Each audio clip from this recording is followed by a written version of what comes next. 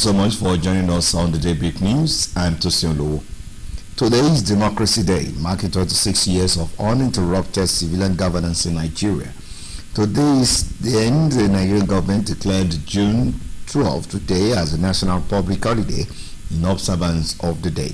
The Minister of Interior, Olubunmi Tunji-Ojo, reiterated the commitment of the renewed hope government of President Bola Tinubu to make life more bearable for Nigerians. The President is expected to address the Joint National Assembly at the Assembly Complex.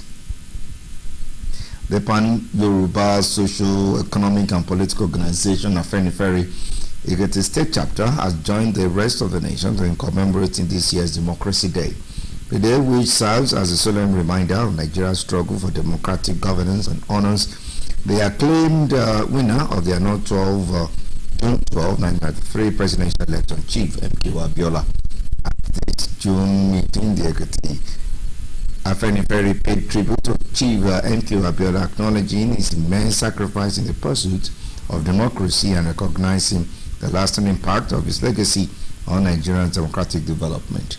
In a statement jointly signed by the chapter chairman, Elder Yemi Alade, Secretary Omo Yemi, and Publicity Secretary Chief Biodun Akinfashai, the group expressed solidarity with the Abiola family and other families who suffered losses during the democratic struggle and called on the government and relevant stakeholders to provide financial assistance to these families as a means of addressing the injustices they endured. The group reaffirmed its dedication to democratic values and emphasized its continued commitment to honoring the heroes of democracy, promoting justice, equity, and good governance in the country.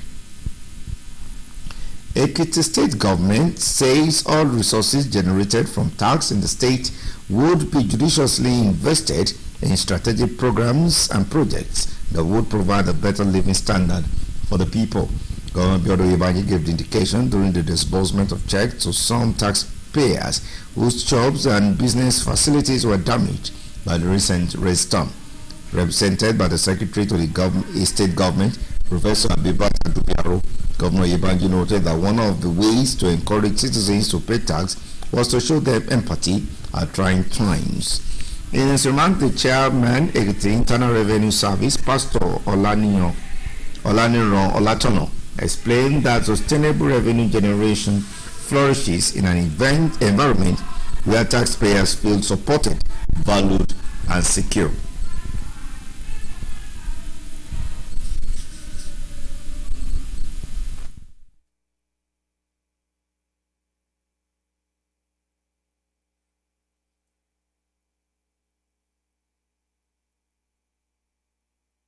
This is the first time we are experiencing this.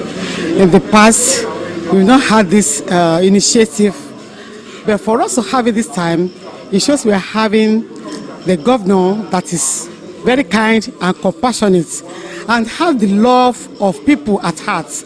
That's why he approved this initiative. And we also appreciate the AKRS people for deeming it fit to give it back to the society. People have been giving between 200 and 400% of what they pay as their taxes. That is to say, for example, if you pay 15,000, that means you could have obtained like 45,000. Even though it's only 15,000 we have on our record that you pay. It's just to help people.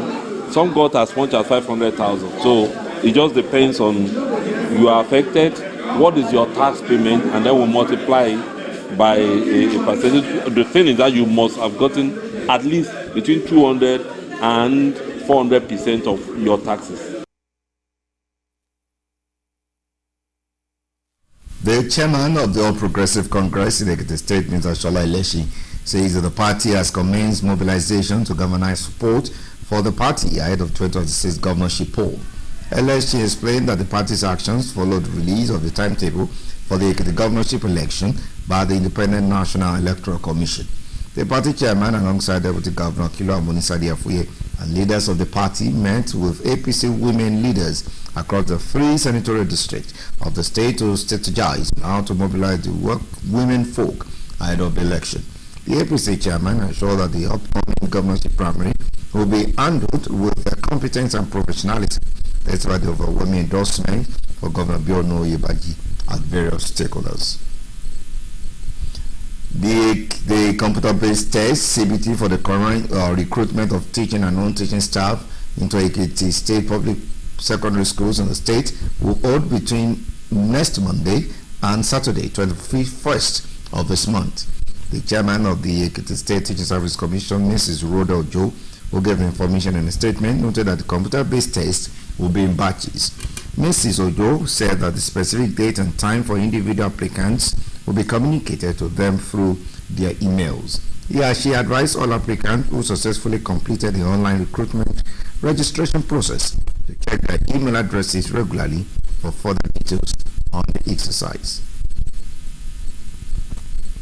The Vice Chancellor of the Federal University of Technology and Environmental Sciences, FUTS, in Ekiti, Professor Benga Aribzala, has been charged to inspire innovation and promote sustainability in environmental and technological development. The chairman of Ifaki Grammar School IDS School-Based Management Committee, Mr. Bamidele, who gave the charge during a custom visit to the Vice Chancellor at the university's temporary site in Ekiti. Our reporter, Kelechi David, has details. We'll bring you the reports in our subsequent bulletins. The All Progressive Congress APC in Ondo State has dismissed claims of a division within its ranks, describing the reports as baseless speculation. In a statement in Akure, the party's publicity secretary, Alex Kalejaye, said that the APC remains strong and united, contrary to rumors suggesting otherwise.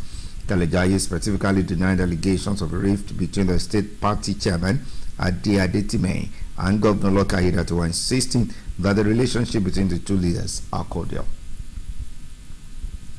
Leaders of the Southern Kaduna people under the Southern Kaduna Leadership Council have urged the federal government to establish a judicial panel of inquiry to investigate the immediate past governor of Kaduna State, Malam Nasir El-Rufai, over alleged maladministration and numerous wrongdoings against the region. Speaking at a press conference in Kaduna, the council said Southern Kaduna communities suffer systematic and deliberate marginalization under El-Rufai's administration. They accused the former governor of abusing his office to deprive the region of its rights and privileges. The National Agency for the Control of AIDS has inaugurated the Prevention of Mother-to-Child Transmission Committee in the fight against HIV/AIDS in Enugu State. The Director General of the agency, Dr.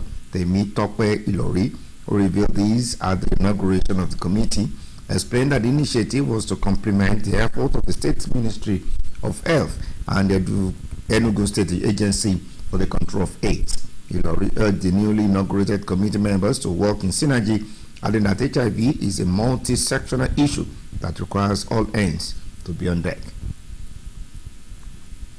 The federal government has assured the international community that it has intensified effort to eradicate child labor and forced labor.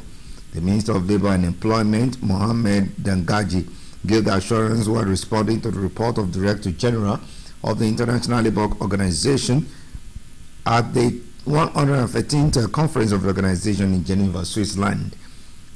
Danjadi, who led the Nigerian delegation to the conference, also emphasized the commitment of the Nigerian government with its tripartite constituents to advancing social justice.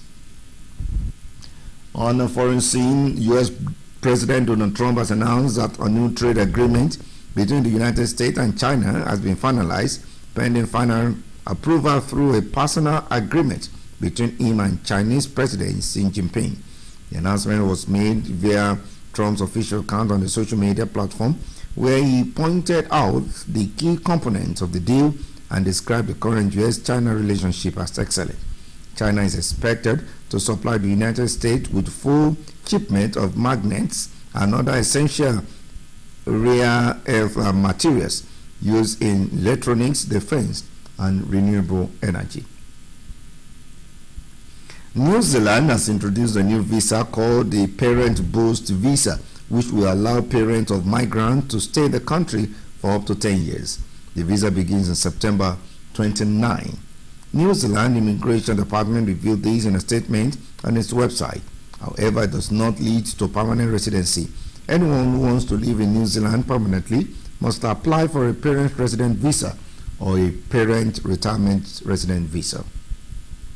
And on sport, NCL West Africans are leading specialty chemicals and oil field solution company will honor Anas Yusuf of Nazareth United with the prestigious UNICEF Boot Award after he marked the top scorer in the 2024-2025 Nigerian Premier League Football League season with 18 goals.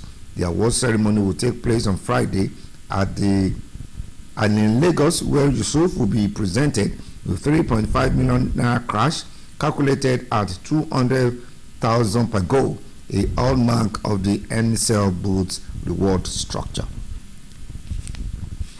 That's the news. Thank you so much. You do have a wonderful good morning.